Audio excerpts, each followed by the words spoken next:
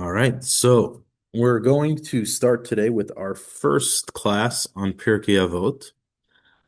We're going to do a bit of a deep dive into ethics of our fathers, um, and really take one chat. Each chapter has little Mishnahs, um, and we're going to take one Mishnah at a time and break it through. We'll see how our timing does today to plan for the future how many Mishnahs we can do in one class. Um, but before we begin, I think a general introduction to Pirkei Avot would be beneficial. So to start, Pirkei Avot is a part of the Mishnah. The Mishnah is broken into six orders, and each order has multiple tractates. What those six orders are, you can kind of see over here. You have Zra'im, which is land related, food related laws. So in Judaism, there's laws regarding the sabbatical, laws regarding charity, of your field leaving the corners or leftover things that get dropped are meant to go to charity. So those are generally laws related to also blessings of foods will be in that section. Moed will be holidays, Shabbat and holiday related items. Nashim will be marriage related. Um, Woman thing would constitute things which are related to marriage. Nizikim, damages. This is going to be where most of the primary laws of litigation between one person and another person will be in damages. Kachim will be referring to things which get consecrated and or sacrifices, and taharot will deal with purity and impurities of coming in contact with a deceased or other forms of purity. So that's the general six orders, and like I said, they're broken down into multiple tractates, and sometimes something may not naturally seem to fit directly into one of these categories, but there's some sort of correlation that it fits in that category.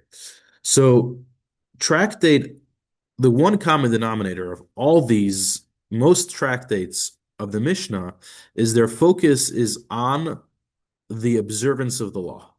What is the law, and how do you go about observing it? Pirkei Avot is unique in the fact that its focus is not on the letter of the law. It's not on how to actually perform the mitzvot. Its focus is on our approach to doing mitzvot, our approach to life in general, how to be a good person. It's almost like in many people coin Pirkei Avot as the book of the chassid, a pious individual, someone who goes beyond the letter of the law. I would almost um, coin this where while there's six orders of the Mishnah. When it comes to the Code of Jewish Law, which is a more contemporary piece of work, which spells out practically how to go about things. There's four parts of the Shulchan Aruch, and we're always told growing up that there's the four parts of the Shulchan Aruch, and then there's the fifth one. The fifth one is common sense. So Pirkei Avot is almost like this. It's an anomaly within the Mishnah where its focus is not on the actual practice of the law, but on the perspective one should have. And when you look at the tractates, the orders of the Mishnah, which order of the Mishnah do you think Tractate Avot would fit most appropriately in? So, as I mentioned, in a certain way, regardless of where it's going to be, it's going to feel a little out of place because it's a very different focus compared to the other tractate. The Mishnah of Pirkei Avot is actually in the Zikin, which speaks about damages. So even though most of the Zikin is very practical oriented, dealing with what's the law, what's the zoning rights that a person has, what are the monetary obligations that one has to another if one hurts somebody else, right? Discusses if you find the lost object, how, where, what, or when. And the rabbis note that one of the big reasons why Pirkei Avot is in Nezikin, besides for the fact that maybe on a practical level, Nezikin discusses mainly the laws that are interpersonal relationships, is also the fact that practically as a judge, most cases that a person that judges were dealing with were the laws of Nezikin, the laws of damages. That's what the courts are primarily usually dealing with. And as a result, the Torah want the author of the Mishnah wanted to put the laws of ethics in there in order to stress the fact that in the judiciation of the law, personal ethics is vital. Someone not to be ethical and judiciating law in Judaism, there's usually that means there's something a little bit off. For someone to be properly judiciating Torah law, they themselves need to be one of standing with of upstanding ethics. So the placement of Pirkei Avot and Ezekiel is not just technical, but also has a very strong messaging. Now, as we'll open up the first Mishnah, interestingly, one of the things that the first Mishnah is very intertwined in the messaging of the first Mishnah is the transmission and the untethered transmission of Torah from Moses and on. So in the transmission of the Torah, I didn't find one in English, so this is in Hebrew. You have over here at the top, this is called the written Torah. Moses received at Sinai, and in written form, the 5 books of Moses, which is the Torah. Then there were the prophets, and then there were the writings, and the three together comprise the Tanakh, which is what's considered the written Torah. Then you can see the breakdown over here. You have commentary or midrash on the Torah, on all the prophets. You have the Kabbalah. You have over here, this is the Mishnah we talked about, and that continued with the Brises, with the Talmud. And this is known as the oral Torah, and which was transmitted, which Moses received at Sinai, and he taught that to the elders while he gave them the written Torah itself. The oral Torah he transmitted orally. That's why it has the oral Torah. And for years it was transmitted orally until it started to be documented in the Mishnah, then later in the Talmud, until today. The extent of the oral Torah is still being documented in the study halls as people uncover, based off the traditions of how to do so, more depth and beauty that's discussed and meaning that's in the Torah. So the Mishnah actually begins with as well kind of how the transmission of Torah was given. And again, the question arises, we're dealing with the book of ethics. Why are we beginning with the discussion of the transmission of the Torah? That seems to be a discussion for another book. Like, as we'll see, the end of this Mishnah is starting to tell us life lessons about how to, what continues through the rest of Pirkei Avot is really these beautiful statements about life perspective and the beauty of Torah, the beauty of mitzvot, and things like that. Why do we begin with the transmission of Torah? And this leads into a kind of what I mentioned before too. The writer of the Mishnah felt that it's a great time to discuss or mention the transmission of the Torah in the book of ethics to teach us that it's not just the law that was transmitted, it's also the ethics. These ideas, studying Torah, doing mitzvahs, everyone understands that to be an essential part of religion. Character building doesn't seem as clearly defined as part of the checklist within the 613 commandments. And therefore, at the beginning of the Tractate of Avot, the author of the Mishnah chose to remind ourselves that give us a message about the transmission of the Torah to tell us and make sure we understand that the ethics of Judaism, the character building, and the character refinement is just as much part of the transmission of Torah from Sinai as the actual Torah and the actual commandments, which most of the Mishnah focuses on. Right now, what we're going to do is, I want to read this Mishnah. This is the first Mishnah of Tractate of Avot, and then I'm going to break it down almost word for each word or almost each phrase, part by part, and unpack the depth that's in here. So first thing is, you may have read out, but I'll read right now the Mishnah. The Mishnah says, Moses received the Torah at Sinai and transmitted it to Joshua to the elders, and the elders to the prophets, and the prophets to the men of the great assembly.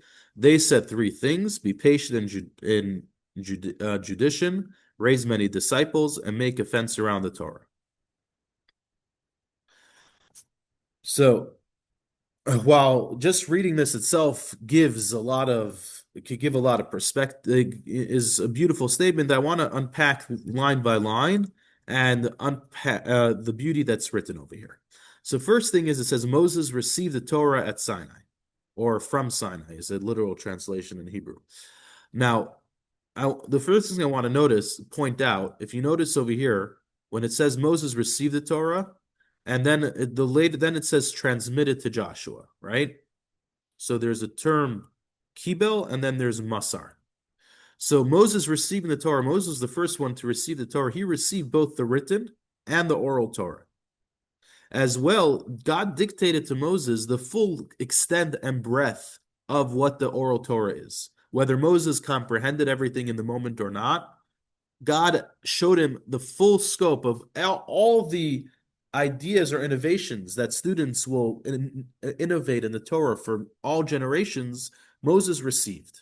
Moses not necessarily comprehended all. We have a story in the Midrash spoken about how Moses was amazed at Rabbi Akiva's ability to understand the depths of the letter of the crowns that are on the tops of the letter of Torah and judiciate and be able to construpulate ideas and Torah knowledge from that. And Moses didn't have the ability to grasp that. And Moses said, "Why didn't you give the Torah to Rabbi Akiva, which lived many years later?" And God said, "Don't worry, for every person has their place, right?" Um, so Moses was given that all. He wasn't necessarily able to contain that all, but Moses received that all. But primarily Moses received both the written and the oral Torah, right? When it came to transmitting that to the next generation, Moses didn't need to transmit the written Torah because that was written for everybody, right? So the primary transmission that we're going to be talking about in the future generations is the transmission of the oral Torah and the principles of the oral Torah to expound on that. And that Moses transmitted in its entirety as necessary for the next generation to be able to carry that forward. What's interesting here, it doesn't say Moses received the Torah from God. It says Moses received the Torah from Sinai.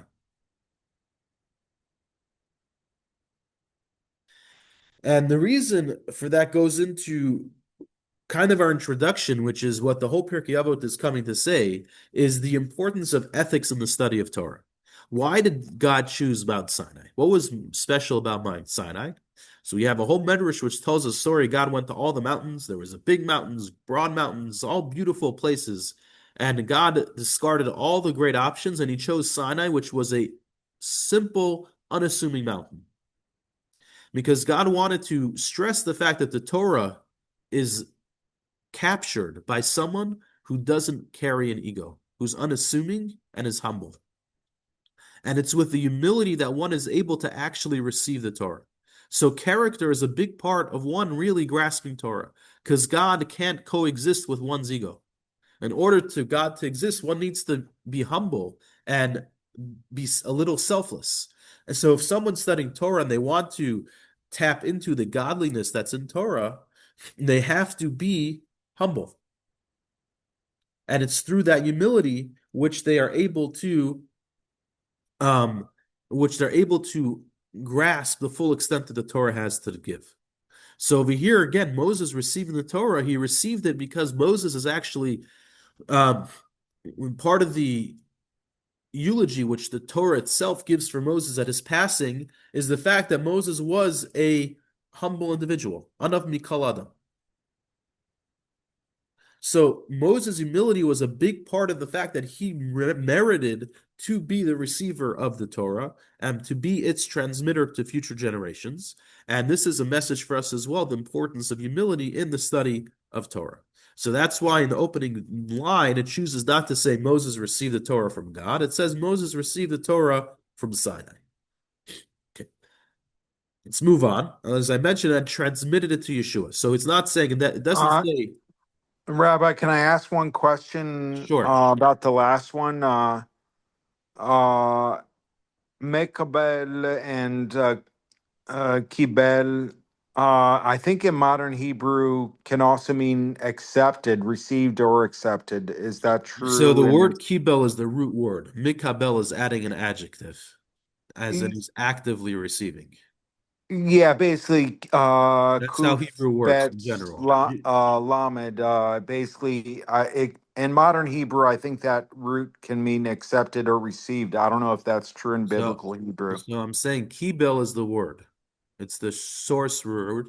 Mikabel adds an adjective. That's the way Hebrew works. You have a source word, adding letters before or after will make it present tense, past tense, future tense, and the like. So let's move on to Masrali Yeshua, and he transmitted it to Joshua. So as we mentioned before, it changes the verbiage from kibel to masar. As instead of it saying, and Yeshua received it from Moses, it says, and Moses transmitted it to Yeshua. Because, as I said, what Moses received is a little different than what he transmits. Because Moses receives the written Torah, and that is kind of given to all Jews, right? One doesn't need to actively go to attain the written Torah because it's written. However, the transmitted Torah, which is the oral Torah, one needs to be there's is a lot more of a work to transmit. So the interpretation of the Torah and all that is what we're primarily focusing on over here, and that's transmitted to Joshua. Now, as you'll notice with this and with all other categories, it's not a single individual really that's being referred to when the Torah was transmitted.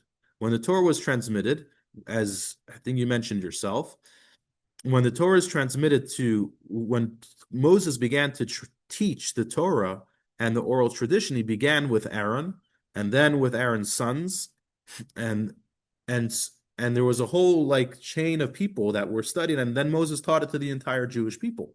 Moses didn't specifically only teach the oral tradition to Joshua. So what does it mean that it was transmitted to Joshua? So first of all, Aaron lived in the same generation as Moses, so he wasn't the next generation. So that's why Aaron wouldn't be the one mentioned over here, because the next generation after Moses was Joshua's generation. But the reason why Joshua, of all the students of the Torah, is mentioned over here, we were told that Joshua never left the tent of Moses. So he was the devoted servant when Moses went up on the mountain. Aaron was busy with the nation. Who was sitting at the foot of the mountain and waiting for Moses to come back? It was Joshua. Joshua never left Moses aside. So because of Joshua's dedication and being super dedicated to Moses and taking every opportunity to learn from Moses that he could, he is the one which is the carrier, sort of say, the forefront of carrying Moses' teachings into the next generation. And he's accredited to be the one to carry over the teachings into the next generation. Now, again, it's being taught to everybody. So what does it mean specifically that he's the one that was transmitted to?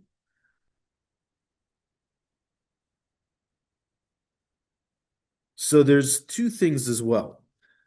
So there's 2 points that could be made here as well. One is that in every generation, there was, especially in those times, there was the individuals which were the hierarchy of the Torah transmission. So, for example, everyone was taught the oral tradition, and many people studied it. But if a dispute or disagreement or misunderstanding would happen, there would be a hierarchy which it would go up to until there was in the times of the Bet Din when there was the Sanhedrin. So the Sanhedrin would be the one that would quail any questions that would come up and set the tone for everybody. So in the time of Joshua, for example, if there was a dispute and people weren't sure, Joshua was seen as the foremost carrier of the tradition, and therefore, if any disagreement or discrepancy came up, Joshua would be the would be the at the top of the Torah chain, so to say, to rectify any misunderstanding. Another element here is where we're saying it's passed to individuals as opposed to the entire nation, is the fact that the entire Torah contained things which weren't taught in public. For example, the Zohar, which is Kabbalah, was only revealed in a public way many hundred, 1,000 years or more later, 2,000, well, over 1,000 years later is when the Zohar was revealed. So the mystical elements of the Torah, there are certain things which weren't taught at Mass, but that was all. The entire Torah was taught to Joshua, and of course, probably also others as well. But again, Joshua's, as we mentioned previously, was seen as the primary carrier or the highest authority of that. So that's why the terminology doesn't just say it was passed to the entire people, but it specifically passed to Joshua, symbolic of those which received the entire Torah from Moses. And after Joshua's generation, so the it's not this seems like it goes from one generation to the next, but it's actually a little more inclusive than just one generation. So after Joshua, Joshua passes it to the elders. So who are the elders? These are some of them were even people that studied by Moses himself, but they made up the leaders of the Jewish people for quite a few years. Um, and these are people that were students or colleagues of Joshua. And the last of the generation of the elders would be Samson, Shimshon. That's the extent of this generation. The elders transmitted to the prophets. Again, prophets here is not a one generation. It's multiple generations. And this would be the prophets would be Eli HaKohen, the Eli the high priest, and the last of this was Baruch ben Neri, who was a prophet during the destruction of the first temple. That's the generation of the prophets. And the prophets transmitted that to the members of the Great Assembly. Who are the members of the Great Assembly? The members of the Great Assembly are some of them were prophets themselves. Ezra, for example, was the founder of the members of the Great Assembly, and Mordechai from the Purim story was part of the Great Assembly. These were the rabbis which brought the Jewish people back to Israel to rebuild the Second Temple, and they made an authoritative group of rabbis known as the Great Assembly. And the Great Assembly actually lasted a few generations as well. And they entered they entered Israel, and Israel had, because of the exile, was desolate of any structure of Torah, as it was during the first temple. The observance of Torah was lost, and they revived the spirit of Torah and the structure of Torah within the land of Israel. So their uniqueness, for example, the structure of prayer is something that they established. They saw that people didn't know how to pray. People forgot the proper language they use or how to speak respectfully during prayer. So they established the structure of the prayer book that we use in synagogues today. So things like that, they implemented and looked to figure out how can we boost the morale of Judaism and structure it in a way that it won't be lost or forgotten.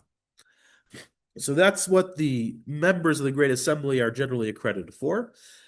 But well, notice over here, if you go back, we say the Torah was transmitted to Joshua, right? And then the language uses Joshua to the elders, this and that.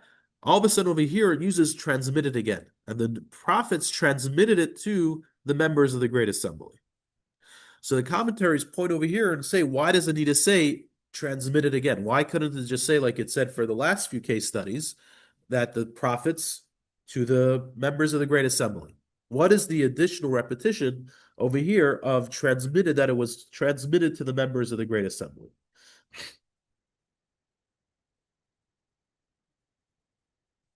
So we have over here an important lesson, which is that in the members of the Great Assembly, not all of them were prophets. So the divine inspiration that the leaders had was a little felt as lacking in this assemblage of great rabbis. So you might think because they don't carry prophecy or they're not as divinely in tune, that the transmission of Torah is sort of say lacking now, that it's being passed on to this less worthy sort of say generation. So here the Mishnah reiterates that Masruha, that the Torah is completely transmitted. And the same Torah that Moses transmitted to Joshua is the same Torah and the same oral traditions and the same intent is being transmitted and carried on by the members of the Great Assembly and similarly through future generations as well. Now, just an interesting breakdown. While we just read technically a factual transmission of the Torah, there's the Rebbe actually breaks down that the unique breakdown is actually a lesson for us on how Torah study is meant to be accomplished. And that is each generation represents another form of stage within Torah. So Moses, as we mentioned before, Moses received the Torah from Sinai. Moses focusing on the importance of humility. And the first lesson that we have in accumulating Torah is when we approach Torah, we have to do so from a place of humility and a place of less of no ego. And that's the only way to truly ascertain or comprehend the broad depth of the Torah, the way the Torah wants us to learn it. Because when we approach the Torah with our own ego, then it's very easy to try to force ideas into our learning and not really fully hear what the Torah itself is trying to do. The second stage is Joshua. Joshua was a devoted student that never left.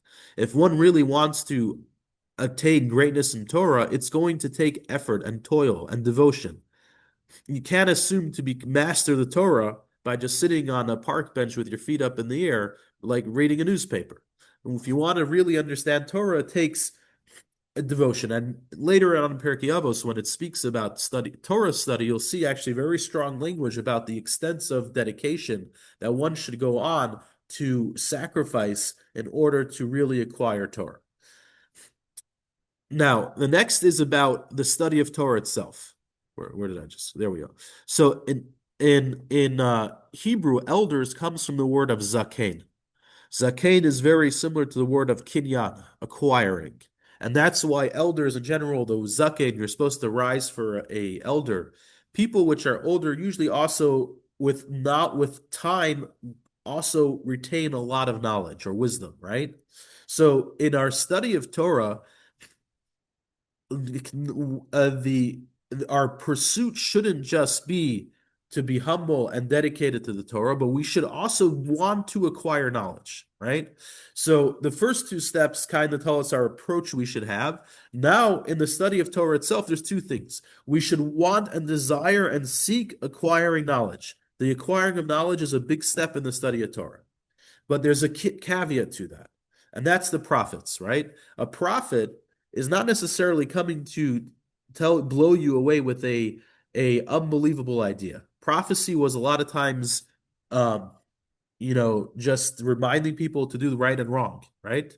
So a prophet as well, the idea of prophecy is more to remind oneself of the purity of the world, of God's presence and God's existence. So over here too, in the pursuit of Torah, we want to acquire as much knowledge as possible, but we also have to do so realizing that we're acquiring a knowledge which is not just another book off the shelf. This is a godly book. And we have to approach that knowledge and approach our study understanding we're grasping something which is special and pure. And finally, once we approach Torah the right way and we acquire Torah, we understand we're not just acquiring wisdom and for self-pursuit, but we're acquiring a godly wisdom. Then, like the members of the Great Assembly, which they're known for their impact that they had in reestablishing Judaism, we're able to take our Torah and not just keep it for ourselves, we're able to find a way that it has an impact and carry it into our day-to-day lives and affect the world as a whole. So that's a thought on the Rebbe on the transmission of Torah. All right, I think let's do this. Let's finish off the last part of the Mishnah. So it says they said three things. Who is they? The members of the Great Assembly. So I think it's fair to say off the bat that they for sure said more than three things. There's no way that the members of the Great Assembly, their whole life, only had three life lessons. However, the term is very common in the Mishnah, and this is also almost the breakdown of the Pirkei Avot, as we'll see. It's going to now, the members of the Great Assembly, their students and their student, each generation is going to share another life lesson. So when it says they said these things, doesn't mean they didn't share other life lessons, but this personified, this life lesson personified the members of the Great Assembly, or it was a common life lesson that this individual would say. So we're going to take, instead of just sharing all the life lessons as one, we're going to share a life lesson as it pertained to that generation, to that individual, which it really resonated with that person. So, with the members of the Great Assembly, these three things almost personified the motto operandus, or the life goal of the members of the Great Assembly. And as we'll see, all three things, their focus is on the preservation of Torah. And that's what the members of the Great Assembly really accomplished in Jewish history, was restoration and protecting the transmission of the Torah. So these three things that we're going to they're going to mention all help and strengthen the transmission and the continuation of the study of Torah for future generations. So what are the three things? The first one is Havei Mesunim B'din. Be patient in judiciation. Why is this so crucial? So, what is the word mesunin, or be patient? In Hebrew, mesunin can have one or two meanings. The first one is being patient. And that would be very simple, is that we should never be quick to respond. Never be quick to cast judgment. If someone comes and asks a question to a rabbi, and I see this all the time. This is why today with social media, sometimes a rabbi's work can be a little difficult, is you could give someone an answer and someone else would come with a very similar question, but they would get a different answer. Why? Because the details are slightly different between the two questions. The circumstances are not necessarily 100% the same. And the details make a big difference in how we judiciate Torah law, because Torah is very, very case specific. So when people come before a judge, it's very important, and this is also, in order for people to carry forward things that are being taught, they have to respect the messenger. So being that judges and teachers and rabbis are the teachers of the Torah, they need to also retain the respect of the people that they're teaching. And the way to do that is by being patient. As a judge, not to be rushed to pass judgment. Hear out each case. Don't feel like you need to give an answer right away. Make sure you really understand the case before you give your answer. As a teacher, being patient with your students, showing patience, allowing the student to ask their questions or be heard. And as general, as a rabbi too, when we interact with people, showing patience is crucial in justice being carried out. Another translation or commentary of mesunin is connected to the word of being strong, and that is when if you want true justice to happen, if you have an opinion, don't shy away from your opinion because you hear other people having different opinions and they make sense. No, present your opinion, engage, bring multiple perspectives to the conversation, because it's through alternate perspectives is where the truth is eventually discovered. So never push aside or disregard your opinion. Bring it up and let it be debated. And maybe it has a point or it doesn't have a point, but be bold in your perspective. And this is also in general as a rabbi, when you do understand, when you come to your decision, be confident about it. Because when you show confidence in what you're saying, it also is more perceived by the student or the person that's hearing it. So that's hack one. That's crucial for the teaching of Torah. The second thing is the Habidu Talmidei Harbe, raise many disciples. So the idea over here is we started off our Mishnah speaking about the importance of humility when it comes to Torah study. And there were different rabbis which felt that they should limit the students in the study hall to people which have proven to be pious individuals. If we open the door for all, you'll have people which have perhaps ill intention or non-goodwill, which are looking to undermine Torah, which are studying, and we're teaching them the Torah, they're going to use it, it's going to be counterproductive. So they limited who was allowed into the study hall. And over here, the members of the Great Assembly, actually, in their times, they took away any restrictions on who was allowed to enter the yeshivos, and they stressed the importance of raising as many disciples as possible. What do you gain by having many disciples as possible? So first thing is, more people that know the Torah, more of a chance that there'll be people to teach the Torah to the next generation. If there's only a few people which know the Torah, it's going to be a lot more difficult to carry that on, especially in the diaspora or in exile. The more people that know, the more of a chance the Torah can be transmitted.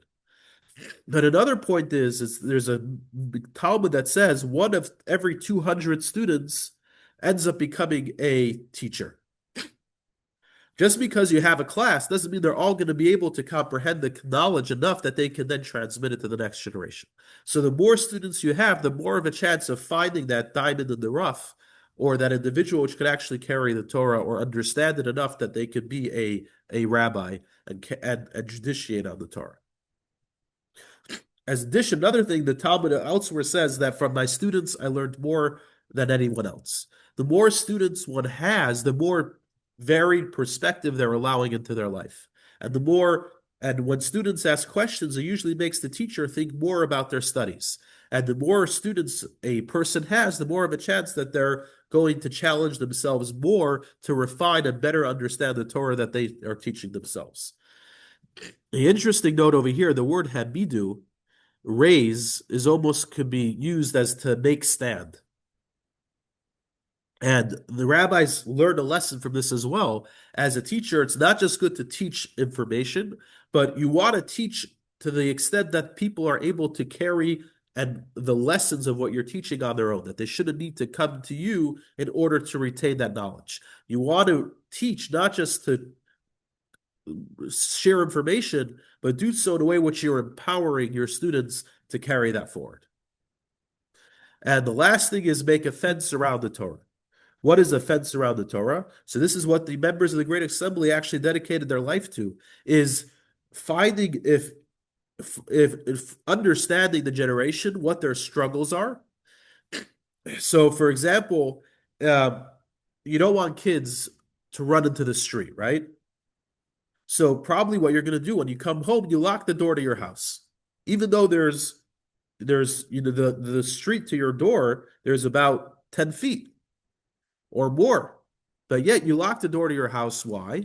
Because you don't want kids to be running outside, because if they're running outside without supervision, there's a big chance they're going to run into the street.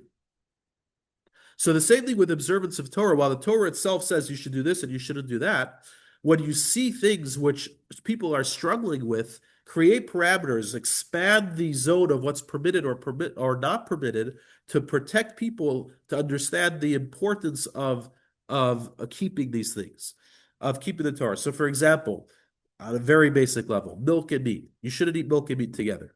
There's nowhere in the Torah which says that you can't eat milk right after meat or meat right after milk. However, the rabbis instituted laws putting a time barrier of 1 hour between milk or meat, or 6 hours, 1 hour after milk before eating meat, or 6 hours after meat from eating milk, in order that people should be more scrupulous on separating their consumption of milk and meat. So different things like that. The writing, for example, even the documentation of creating the framework for prayer, according to the Torah, there is no framework for prayer. But the rabbis instituted the framework of prayer, 3 prayers a day, in order that people should be engaged in prayer. Because without it, people wouldn't have been engaging in prayer. So different things that are instituted to make fences to protect the observance, and people should understand the importance of the observance, is something which every generation we should look to do, find out creative ways to make sure we're being sensitive to the importance of the observance of the commandments. And it's through those additional fences that the rabbis have instituted throughout the generations, which are a big part of the fact that the Torah was continued to be kept throughout different times and all generations.